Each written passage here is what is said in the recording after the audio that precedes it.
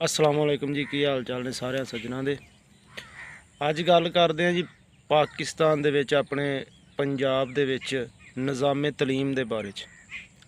निज़ामे तलीम तो साडे तलीमी निसाब यह कि 21वीं सदी के बच्चों को 20वीं सदी के उस्ताद जिहड़े न 19वीं सदी के तरीक़ेकार दे नाल 18वीं सदी का निसाब निज़ामे तलीम तो साडे तलीमी निसाब यह कि 21वीं सदी के बच्चों को 20वीं सदी के उस्ताद जिहड़े न 19वीं सदी के तरीक़ेकार दे नाल 18वीं सदी का निसाब पढ़ा रहे हैं। गल करन दा मकसद यह है कि 6वीं 7वीं पढ़ते होंगे हैं तो बड़ी डांग मास्टरां को खाधी। एक मसला फीसा गौरस हुंदा सी, एक कल जबरा हुंदा सी। वो दो सवाल ऐसे ने रियाजी दे कि जिन्हां दी अज तक मैनू कोई समझ नहीं लगी।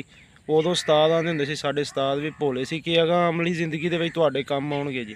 मैनू 7 साल हो गए ने एज ए अकाउंटेंट काम करदे पे नूं। उन्हां 7 सालों के ना तो किते मसला फीसा गौरस आया, ना ही किते अलजबरे की जरूरत पई है।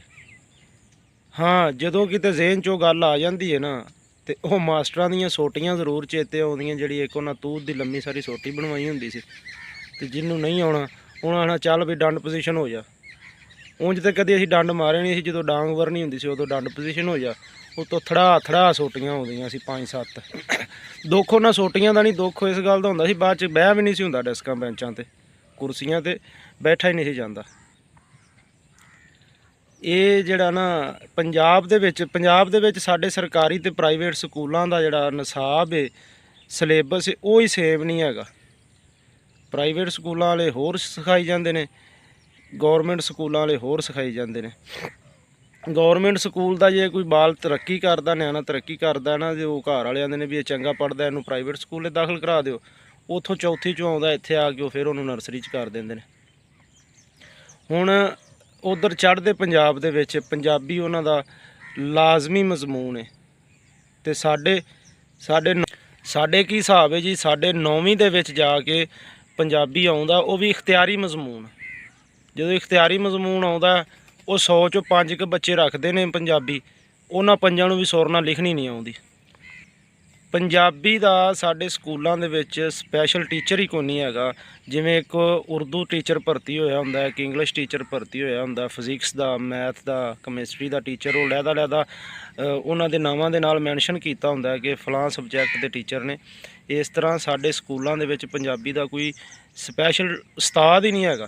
फिर वो फीसा गौरस तो जान छुट्टी तो अगे जाके 9वीं 10वीं दे विच मसले आ गया। मसला 1 नंबर है जी, ये मसले 1 नंबर दा अक्स है जी।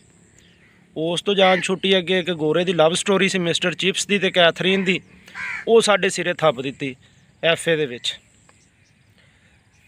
भी लव स्टोरी अगलियां दी सी। सैकल कैथरीन चलाउंदी सी, उहनूं वो वेंदा हुंदा सी ते वो साडे सिरे पा दित्ती। इस वास्ते ये जिहड़े साडे सोशल मीडिया दे ने जिन्ने भरा वड्डे वीर, उन्हां दे अगे भी ये अपील है, दरखास्त है कि इस बारे जरूर गलबात चुको तो गौरमेंट तक ये गल पहुँचनी चाहिए है। सोशल मीडिया के राही या डिजिटल मीडिया के राही ये गौरमेंट को इस चीज़ से सोचना चाहिए। ओके जी, मेहरबानी।